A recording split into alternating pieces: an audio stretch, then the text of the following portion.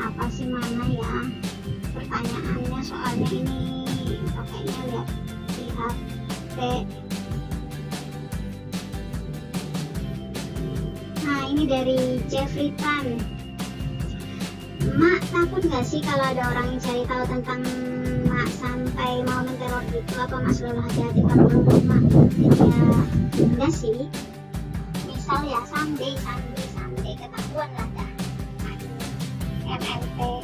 Nah, lambe buruannya artinya di sini, posisinya di sini. Ya biasa aja sih.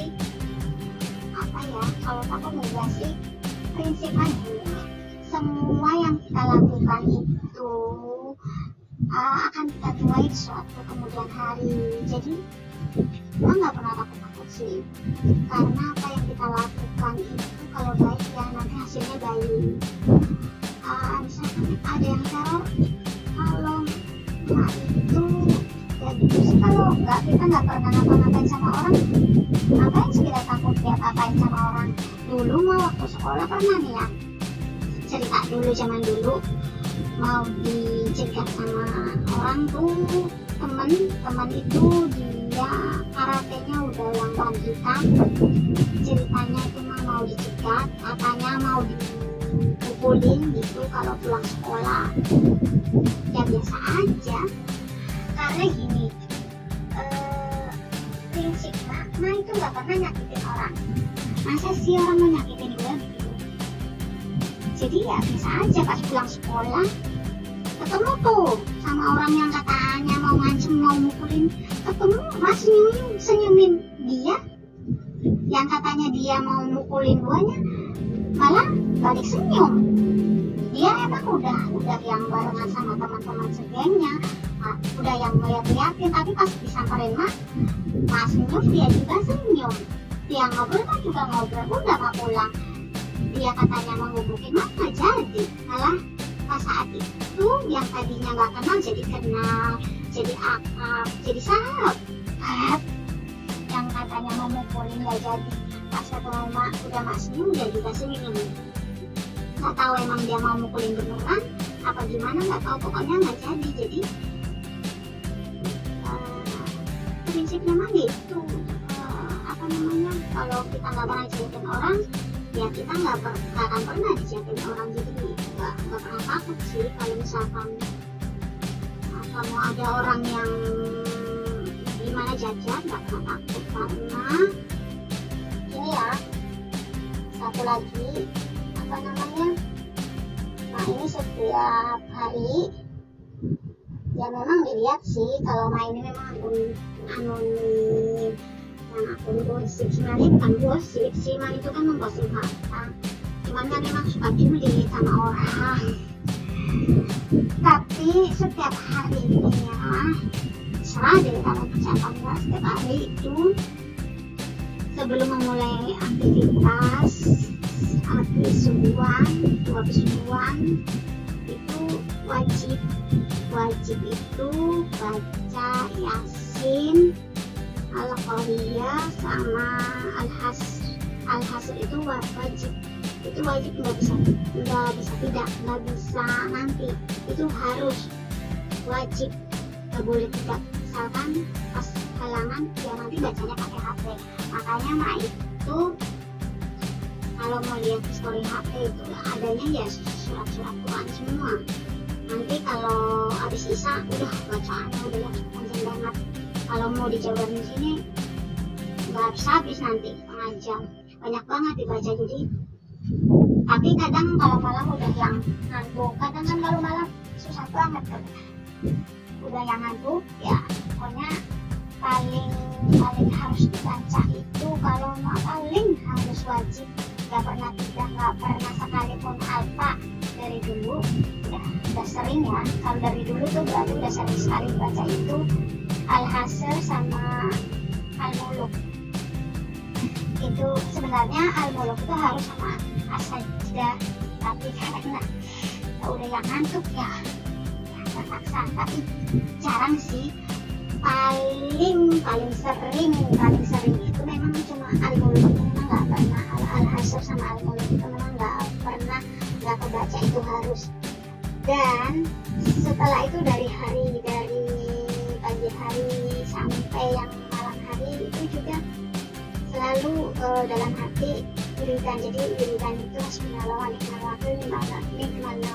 Nasir itu terus dan itu nggak pernah dihitung, serang udah berapa dibaca, udah yang ratusan apa yang ribuan, udah serang nggak pernah hitung. Pokoknya dari mulai matahari terbenam sampai mulai tidur itu baca terus sambil duduk, sambil masak, sambil apa itu selalu dibaca. Ya alhamdulillah selama ini ya ada apa-apa di jalan ya selamat, pernah juga tabrakan juga selamat, dan pernah juga ya macam-macam lah ya selamat semua alhamdulillah, masih begini. Jadi memang nggak pernah takut kemana-mana karena Mak itu yakin kalau janji Allah itu nggak pernah dusta. Apalagi kalau kita sering qabliyah subuh, itu kan qabliyah subuh kita akan dijaga sampai subuhnya lagi, begitu.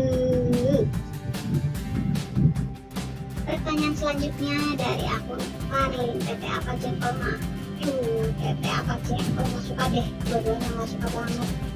Uni kalau bangun tidur langsung bebenah atau leye-leye megang HP mak? Ya kalau bangun tidur mah anak-anak suami masih tidur, mak kan bangunnya sebelum subuh, terus ke masjid, qobliyah subuh sama subuh, nanti habis subuh doa-doa itu kan masjid, terus pulangnya itu langsung kayak tadi mak udah jawab tiap pagi itu wajib baca Yasin, itu wajib banget, paling wajib, gak boleh enggak. Yasin, terus Al-Qawiyah, terus Al-Hasr itu nggak semua, cuma ayat 1 sampai 3, terus ayat 24, ayat 21, 22, 23, 24. Nanti kalau malam itu Al-Hasr juga dibaca juga, tapi beda. Kalau malam itu mak itu bacanya kan Al-Hasr nih ayat 1 sampai 3, terus nanti ayat 21, 22, 23, 24 itu dibaca, kemudian yang 22, 23, 24 itu diulangi sampai 3 kali, yang huwal awalu itu diulangi sampai 3 kali. Jadi kalau malam dibaca yang terakhirnya itu diulangi 3 kali, kalau pagi enggak, cuma dibaca aja.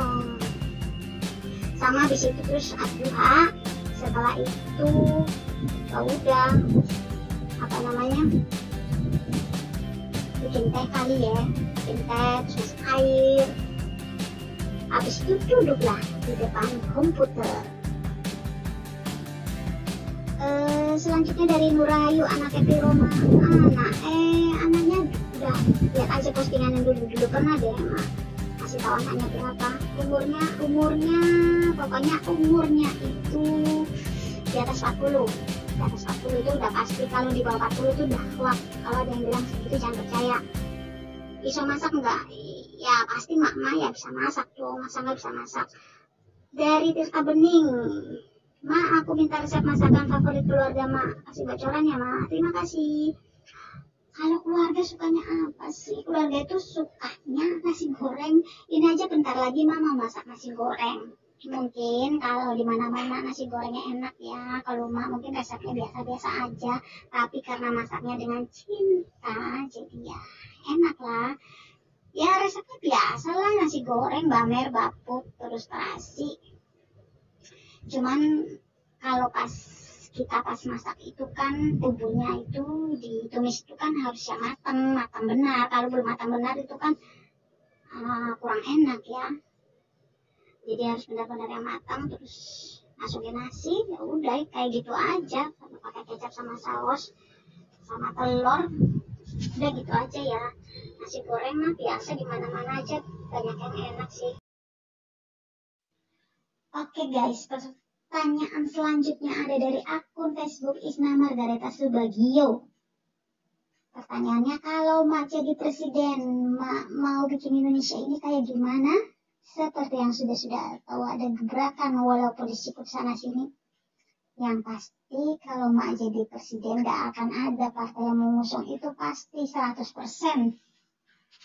Dan kalaupun diusung juga pasti 100% 3 bulan sudah dilengsarkan.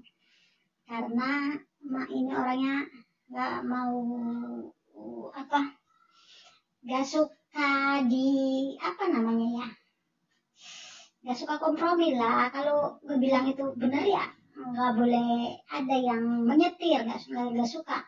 Misal gini, kayak kita lihat lapasnya para koruptor ya, kita tahu lah kalau berita-berita si Mbak Nana itu kan pernah sidak-sidak di lapasnya para koruptor ya, kayak gitu deh. Sudah bukan rahasia umum lagi, sudah bukan rahasia lagi lah. Kalau lapasnya itu sudah kayak yang hotel, terus yang napi itu ada yang pelesiran. Aduh, kalau Mak jadi presiden misal, itu lapas-lapas yang seperti hotel itu semuanya tanpa terkecuali saat 100 hari pertama akan Mak suruh bongkar semuanya. Dan pembongkaran itu pun harus ada videonya. Dibongkar semuanya tanpa terkecuali, dan itu akan sidak. Kalau memang gak sempat sidak, itu ada orang kepercayaan yang turun untuk melaporkan. Jadi semuanya akan dibumi hanguskan. Lapas-lapas yang kayak hotel kayak gitu, jadi semua harus sama lah. Jadi yang lapas yang tukang maling ayam sama yang yang koruptor itu harus sama, nggak boleh ada yang perbedaan, pokoknya semuanya sama. Terus yang suka pelesiran tuh jangan harap bakal ada lagi, itu benar-benar nggak boleh sama sekali ada. Juga hakim-hakim yang kemarin seperti kasus Joko Chandra,